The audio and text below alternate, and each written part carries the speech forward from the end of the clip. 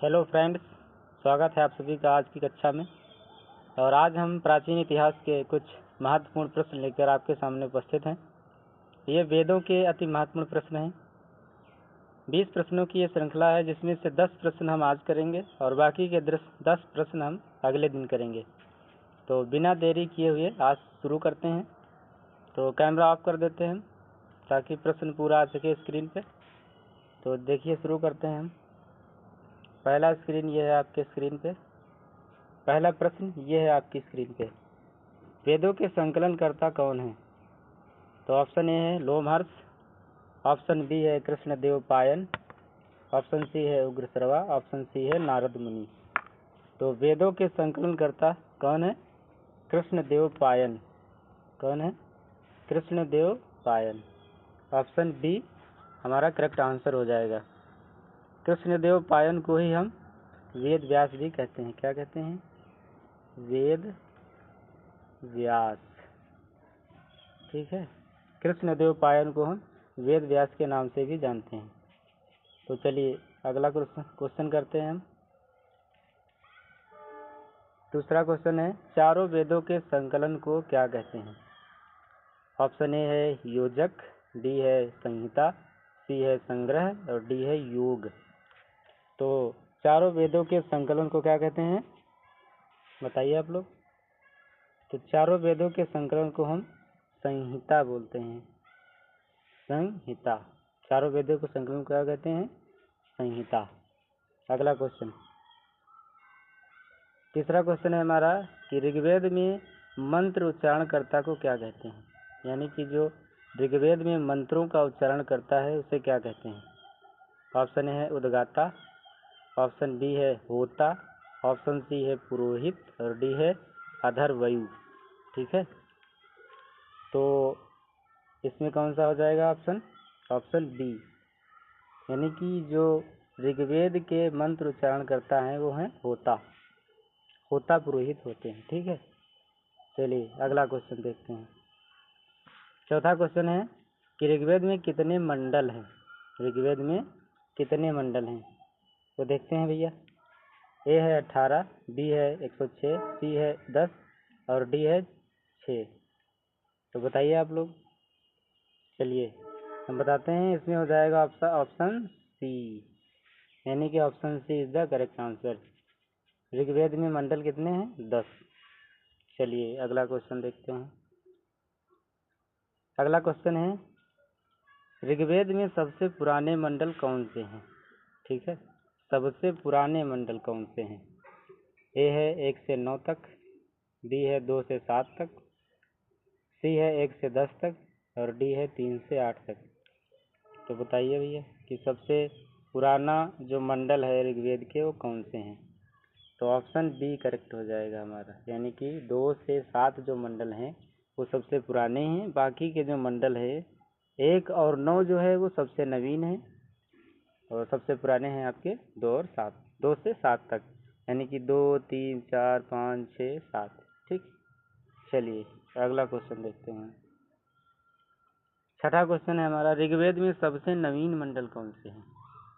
सबसे नवीन मंडल कौन से हैं? तो पहले हमने आपको बता दिया ऑप्शन, फिर भी आप लोग बता सकते हैं। तो इसमें क्या हो जाएगा? 1 से 10 हमने आपको पहले ही बता दिया है। तो ए इज द करेक्ट आंसर, यानी कि 1 और 10 जो मंडल हैं वो सबसे नवीन है। यहाँ पे से नहीं लिखना चाहिए था, यहाँ पे और लिखना चाहिए था। तो 1 एंड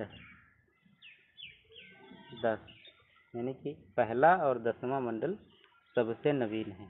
चलिए अगला क्वेश्चन, ये है आपका, ऋग्वेद के किस मंडल में गायत्री मंत्र है? तो गायत्री मंत्र किस मंडल में है भैया? ए है 5, बी है 7, सी है 2 और डी है 3। तो ऑप्शन बता देते हैं आपको, ये है ऑप्शन नंबर डी, यानी कि तीसरे मंडल में गायत्री मंत्र है। और गायत्री मंत्र किसको सभी समर्पित है? तो सूर्य देवता को। सूर्य देवता को समर्पित है। ठीक है, सूर्य देवता को गायत्री मंत्र समर्पित है। चलिए अगला क्वेश्चन देखते हैं हम। 8वां क्वेश्चन है हमारा, दशराज युद्ध का वर्णन किस मंडल में है? यानी कि ऋग्वेद के किस मंडल में दशराज युद्ध का वर्णन मिलता है? तो ए है 4था, बी है 7वें में, सी है 8वें में और डी है 10वें में।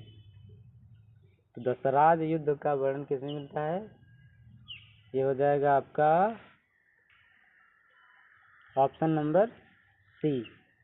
ऑप्शन नंबर सी नहीं, ऑप्शन नंबर बी, यानी कि 7वें मंडल में। 7वें मंडल में दशराज युद्ध का वर्णन है। ठीक है, चलिए आगे बढ़ते हैं। तो 9वां क्वेश्चन आपकी स्क्रीन पे है, यज्ञों के विधान व नियम का वर्णन किस वेद में है? जो यज्ञ के विधान और नियम होते हैं उसका वर्णन किस वेद में है? तो बताइए भैया आप लोग, किसमें है? ऋग्वेद में, बी है, और यजुर्वेद में, अथर्ववेद में, सामवेद में, बताइए। तो यज्ञों के विधान और नियम का जो उल्लेख है वो है यजुर्वेद में, यानी कि option A is the correct answer हो जाएगा। ठीक है, इसका करेक्ट आंसर क्या है? ए, यानी कि यज्ञों के विधान और नियम किसमें है? यजुर्वेद में। चलिए 10वां और आखिरी प्रश्न आपकी स्क्रीन पे है। देखिए, भारतीय संगीत की उत्पत्ति किस वेद से मानी जाती है? भारतीय संगीत की उत्पत्ति किस वेद से मानी जाती है? तो बताइए आप लोग। ऑप्शन ए है ऋग्वेद, ऑप्शन बी है सामवेद, ऑप्शन सी है अथर्ववेद, ऑप्शन डी है पंचामवेद। बताइए भैया। तो भारतीय संगीत की उत्पत्ति का जो जनक है वो है हमारा सामवेद, यानी कि option B is the correct answer. तो ये रहे हमारे 10 महत्वपूर्ण प्रश्न जो प्रतियोगी परीक्षाओं में पूछे जाते हैं और पूछे जाते रहेंगे। तो आज की क्लास में फ्रेंड्स इतना ही, और जो 10 प्रश्न हमने बताए हैं वेदों के संदर्भ में, वे हम कल हल करवाएंगे आपसे। ठीक है, तो तब तक के लिए आप लोग खुश रहिए, मस्त रहिए, आनंदित रहिए, और हमारे चैनल को सब्सक्राइब जरूर करें भैया। ठीक है।